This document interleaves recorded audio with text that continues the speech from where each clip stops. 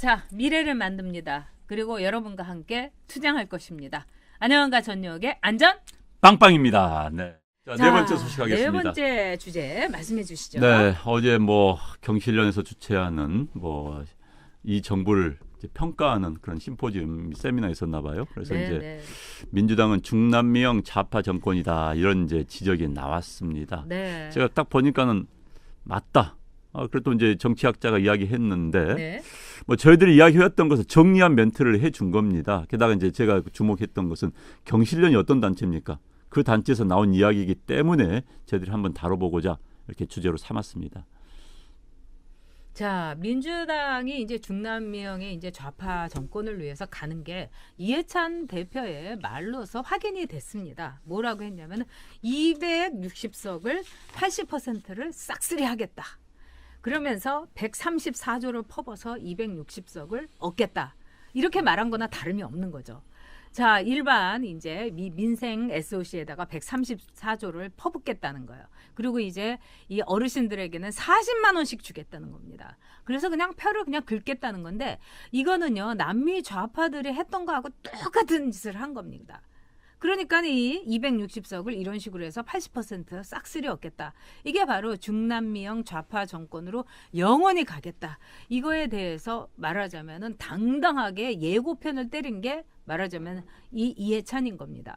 근데 중남미에서 여러분들 지난번에도 베네수엘라가 어떻게 망했나. 이번에 페루 대통령이 이제 권총 쏴갖고 자살했죠. 부패하고. 또 정말 이 페루라는 나라를 얼마나 우리가 볼 때 기가 막히게 한 거 아니겠습니까?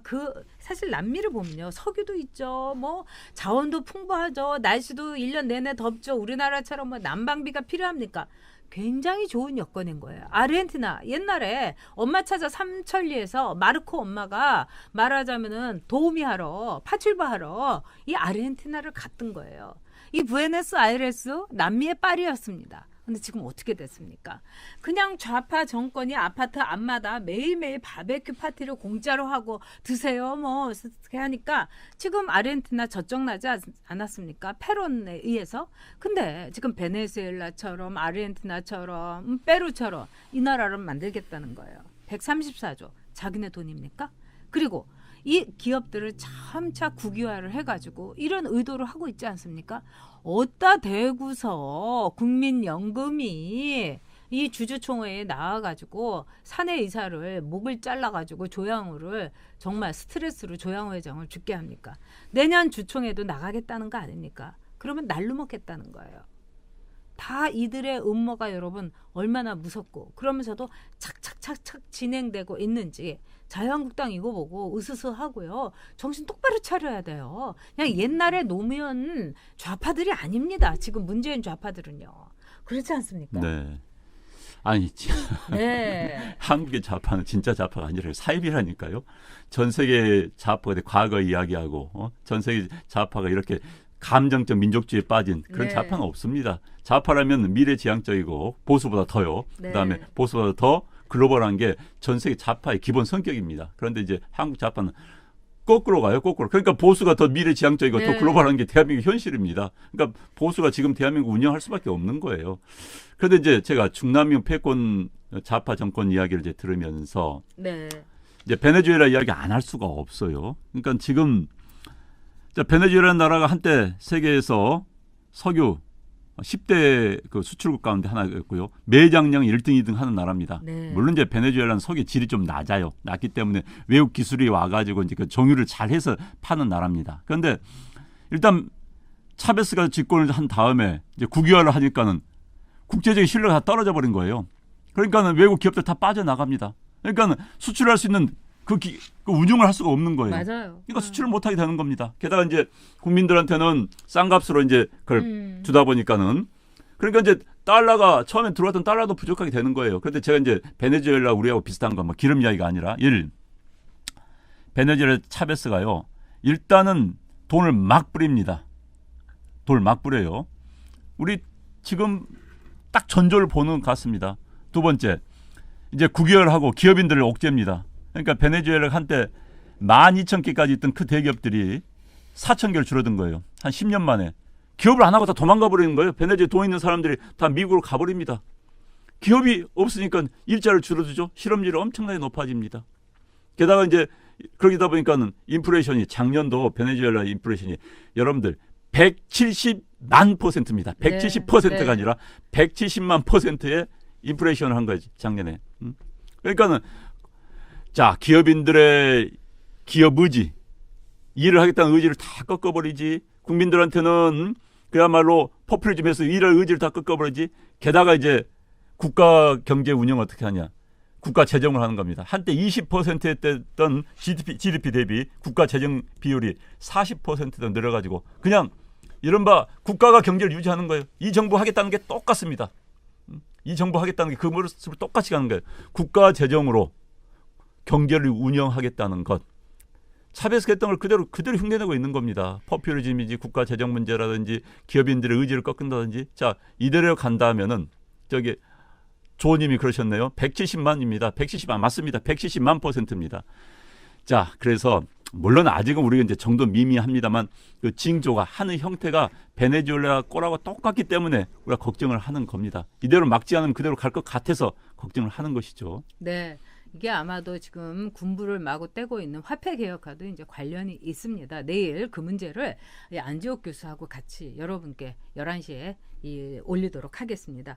아까 이제 조한님께서요. 170만 딱 지적해 주신 우리 조한님께서 문배수라고 그 글을 올리셨는데 이게 그냥 완전히 숨겨져 버렸어요. 왜냐하면 지금 이제 이 문재인 정권에서 문재앙이라든가 뭐 이런 몇몇 단어를 이 구글에다가 얘기해갖고 그걸 올리면은 싹 이제 숨김을 차단이 됩니다. 근데 문배수도 들어가 있는 거예요. 자, 문배수라는 거를 차단 용어로 올린 이 정부. 그만큼 차베스에 대해서 동일화시키고 있는 거 아니겠습니까? 정말로 중남미형 좌파 정권이라는 거를 자기 고백을 하고 있고 이제 실토를 하고 있고 이렇게 볼 수가 있는 거죠. 지금 이 정부는요. 민노총, 정교조, 시민단체 이런 이 군단을 데리고 있습니다. 이게 말하자면 문정권의 일종의 산호비 가 아니라 문정권이 이들의 산업이고요. 이들은 사병이라고 볼 수 있는 겁니다. 문정권의 사병. 그리고 문정권은 말하자면 문재인 대통령은 이 민노총이라든가 정교조 시민단체가 만든 말하자면 마리오네트인 거예요. 여러분 꼭두각시인 거예요. 근데 지금 여기 아까 플래티 클래프트님께서도 오랜만에 오셔가지고 이제 반가움을 얘기를 해주셨는데요. 자. 여기서 굉장히 중요한 게 있습니다. 차베스의 또 하나의 그 컨셉이 뭐냐. 이 차베스는 이제 포퓰리즘, 선동 이게 있었고요. 두 번째는 뭐냐면은 차베스는 국유화를 아주 그냥 촘촘히 박았습니다. 이건 페레즈 전임 대통령이 석유 국유화한 것보다는 이건 한 수 위였습니다. 그다음에 차베스는요 맨날 유엔 총회 같은데 나타나가지고요 미국에 대해서 막 짓이기고 뭐 미국은 뭐 천민 자본주의에 뭐 수국 엄청나게 입에 담을 수 없는 욕을 하면서 미국을 비난했어요. 자. 이거는 남미에서의 이 반미라는 정서를 막 확산시킨 겁니다. 여러분 너무 닮지 않았습니까?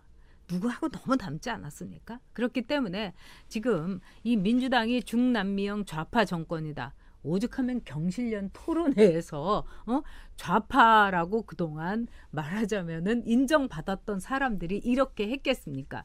최근에는 좌파에서 탈출을 해갖고 우파로 이렇게 저도 그냥 우파 할래요 하는 분들이 좀 늘고 있다고 합니다. 참 다행이라고 생각해요. 네, 그러니까 예. 이제 이건 뭐 좌우를 떠나서 구국 운동입니다. 저게 네. 재앙아 좀 그래도 차베스는 국제회의 가서 잠은 안 잤다고. 자, 이제 차베스 네. 같이 철없는 인간이 네. 세상 물정 모르는 인간이 대통령 돼가지고 나라를 거덜나게 만들었습니다. 그래도 차베스의 후계도 마찬가지예요. 그 세력 그 정당이죠. 그 이제 뭐 볼리비아 당인가 뭐 그런 당이 있어요. 네. 그런 당이 있는데 거기도 감성적 민족주의자들이었어요. 볼리비아라는 사람이 이제 그 18세기 또 19세기 그 중남미를 독립운동을 한 그 이제 네. 영웅 아닙니까? 감성적 민족주의에 의지해가지고 정권을 잡았습니다. 마찬가지예요. 감성적 민족주의에 국가의 미래에 대해 책임을 짓지 않는 뭘 모르는 무식한 제가 함께 질문해요. 무능한 놈이 오만하고 편견에 네. 사로잡힌 데다가 게다가 오만하면 나라 거덜 먹는 겁니다. 그런데 차베스가 딱 그런 케이스였어요. 그런데 혹시 물론 저는 우리가 그렇게 가지는 않을 거라고 봅니다. 왜? 우리 국민들 수준이 워낙 높기 때문에 거의 가지 않을 거라고 봅니다만은 그렇게 가는 과정에서 얼마나 많은 타격이 있습니까? 지금 앞만 보고 국민들 힘을 합쳐가지고 뛰어도 부족한 판인데 저기서 뒤만 돌아보고 딴지다 하면서 앞 가겠다는 사람 다리 걸어서 넘어뜨리는 이런 사람들이 권력을 잡고 있으면 나라가 어떻게 되는 겁니까? 이게 걱정을 하는 겁니다. 네. 네, 베네수엘라 시위에서 양키 고홈이라고 뭐 후덜덜 너무 익숙하죠. 우리 노무현 정권 때 나 많이 보지 않았습니까? 근데 이제 또 그게 도플갱어처럼 그대로 이제 나타나면서 평행 이론이 이제 있다는 생각이 듭니다. 다시는 이런 거는 없애야 된다고 봐요. 자, 써니 제이님께서도 귀한 후원해 주셨습니다. 정말 감사드립니다. 네, 고맙습니다. 네, 네. 자. 이게 어떻게 보면 아까 많은 분들이 이야기를 해주셨는데요. 진짜 기가 막힌 게 마시멜로님 얘기입니다. 조양호가 주주 뜻을 무시하고 우회적 경영 때는 퇴출 액션 취해야 된다. 자, 이 최이배 의원이 이 사람 이제 바미당에 있는데 진짜 이래서 바미당 저는 정말 조각조각 산산이 부서지는 이름이 될 거라고 생각을 합니다. 그리고 내년 주주총회에서 또 출몰을 한다는 거 아닙니까? 그러면은 자, 조양호 회장 이렇게 쫓아내고 이런 식으로 해갖고 이 아시아나 항공 그렇게 만들고, 네? 대한항공 이렇게 풍비박산 만들고 무엇을 위해서 하는 겁니까? 난 정말 기가 막혀요. 네, 저는요. 그러니까 네. 이들이 대한민국을 뜯어 엎겠다는 겁니다. 그렇죠. 지금. 그리고 네. 저는 이제 해체하겠다는 어제도 거죠? 이야기 네. 이미선 임명 강명에도 지난번 이야기했지 않습니까? 네. 저들의 의도. 그러니까 헌법재판소를 통해서 대한민국 통치가 가능해요. 네. 국회에서 법 바꿀 수 있는 거 이제 야당이 반대하면 못 바꾸는 거 아닙니까? 그러면은 그걸 위원 신청해가지고 헌재에서 그냥 그 위원이니까 법 다시 만들어 해서 없애볼 수 있는 거예요. 그렇기 네. 때문에 무서운 일들이 지금 벌어지고 있습니다. 그래서 좀 아까 어떤 분이 더 스트레스 받는다고 하는데 죄송합니다. 저를 또 이런 이야기 하고 싶지 않은데 또 현실이 이렇다 보니까 또 이런 이야기를 하면서 또 우리끼리 또 힘을 뭉치고 나라의 미래를 걱정해야 되지 않을까 싶습니다. 네. 네, 아르미님께서 좌빨들이 점점 더 강해지는 것 같아요. 김대중 때보다 노무현 때보다 지금 최고죠. 네, 맞습니다. 지금 이 사람들은요, 자금도 있어요.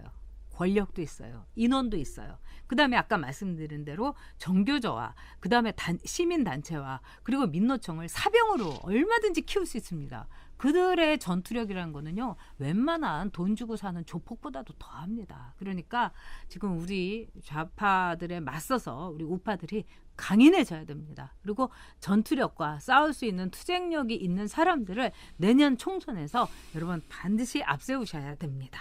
네. 네, 자 민주당의 중남미 좌파 정권 그래도 자유한국당에 제발 좀 정신 차려가지고 좀 제대로 했으면 좋겠습니다. 네, 잘해주기를 바랍니다. 네, 네. 자 이해찬이가 얘기했던 260석 정말 치가 떨리는 그 발언입니다. 우리 여러분 끝까지 여러분 잊지 마시고 반드시 응징해 주십시다. 그날 이제 이해찬이가 어떤 얼굴로 총선 날 이 결과 보는지 우리 손에 달려 있습니다. 이해찬 얼굴은 선거 못 치를 겁니다. 네. 아휴.